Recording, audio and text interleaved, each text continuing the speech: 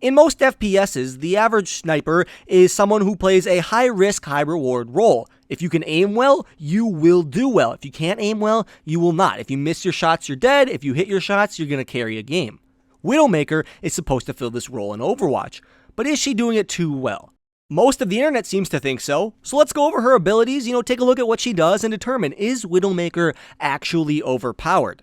Her main weapon, as we all know, is her Widow's Kiss. At long ranges, it forms as a charge-up sniper rifle, and at close ranges, it essentially becomes an SMG. Not only this, but the SMG isn't weak. It's actually quite powerful, and if you think about the typical sniper role, you're usually sacrificing that up-close power for precision firing, and WIDOWMAKER doesn't actually have to do that.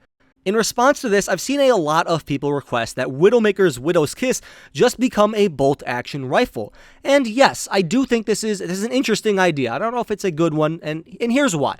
A bolt-action rifle would remove that up-close spamminess she has with her SMG. That is true. However, I think when Blizzard made the Widow's Kiss, they wanted to avoid one thing, and that's quickscoping. My problem with Blizzard trying to avoid quickscoping is I don't think Overwatch is similar enough to Call of Duty to the point where we need to worry about it. You have a lot of high mobility heroes, and then you also have some tank heroes that won't die to one headshot. So I really don't think quickscoping would be too big of a problem. And if you think it is, you can just put in countermeasures to this. Make it so she zooms in slower or her scope takes a second to settle. All these things you can do to prevent this, and yet Blizzard decides to go with an SMG that also serves as a sniper with a charge mechanic, and it's just really weird. The fact of the matter is, Blizzard just tried too hard to make Widow's Kiss different than a normal sniper in a normal video game. That's it. They just wanted something different, and they wanted to do it in a cool way, and ended up making something that was really, really powerful.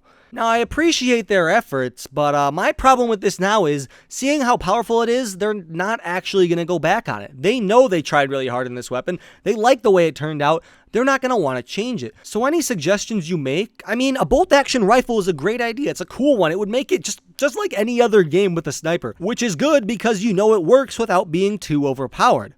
But Blizzard's not going to do this, so any suggestions you have are probably going to have to be with numbers. Blizzard likes changing numbers, they don't like changing mechanics. Now I'm going to kind of go back on what I just said. I know I just said they don't like changing mechanics, but here it is. At long ranges, to fix Widow's Kiss, I don't think you should change its damage. I think you should add some new body multipliers for every hero in the game. Now this is going to be hard to do because every hero has a different, model. They look different, they're not all people.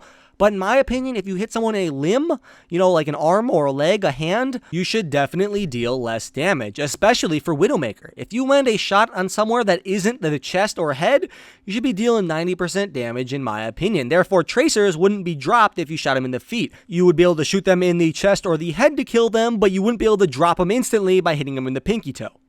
I know this may be unreasonable, just like the bolt-action rifle, but I think it's stupid of Blizzard to not look into this beforehand. Most games with snipers have multiple different body areas where if you hit them, you'll deal different damage. Not just head and not head. You have head, chest, stomach, limbs. You have all of those things, and I think for Blizzard to kind of rule that out was dumb. It seems like they just didn't want to go through the hassle of making all of these different body parts, all of these different, damage multipliers for different heroes because they all look so different. But the thing is, I think that's just laziness.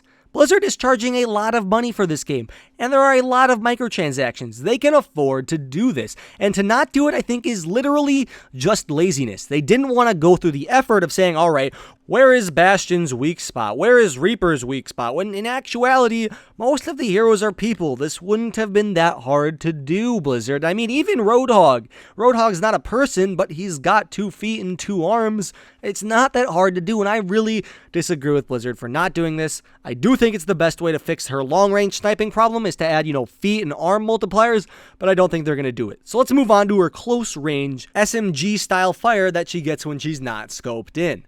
And a lot of people are probably going to suggest the same thing. Either lower the fire rate or decrease the damage so it's not as powerful up close. And I think these are both viable options. I don't think she should be very powerful up close, but I do think there's a better way to do this.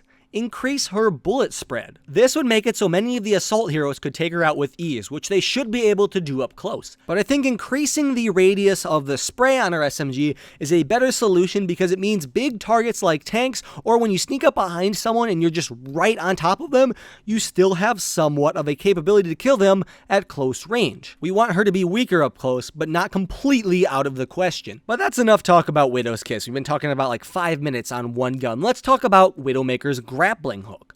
Lots of people complain that Widowmaker's grappling hook makes it way too easy to escape when someone comes up to get you. And this is very true. You can grapple very far away and at a very high speed. If you just hop around and grapple, you can probably survive and get to a teammate. There is one easy solution that I propose to Blizzard that's better than all the other solutions, and I do mean it. All of the other solutions have been, make the cooldown like 1 minute so she can get to good spots, but she can't get away. And I'm like, 1 minute cooldown on that?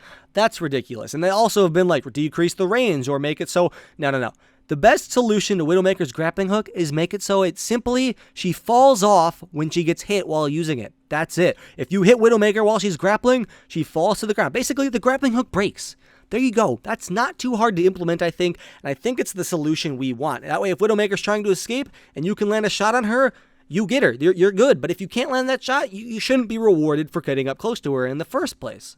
I think this would solve her high mobility problem, which would still be admittedly high for a sniper, but in this game, there are a lot of heroes with high mobility, and you've got to give her something to combat those. I mean, if you didn't give her that, tracers would just stomp on her even more than they already do. So I think this is good. I think this is a balanced solution to the grappling hook problem.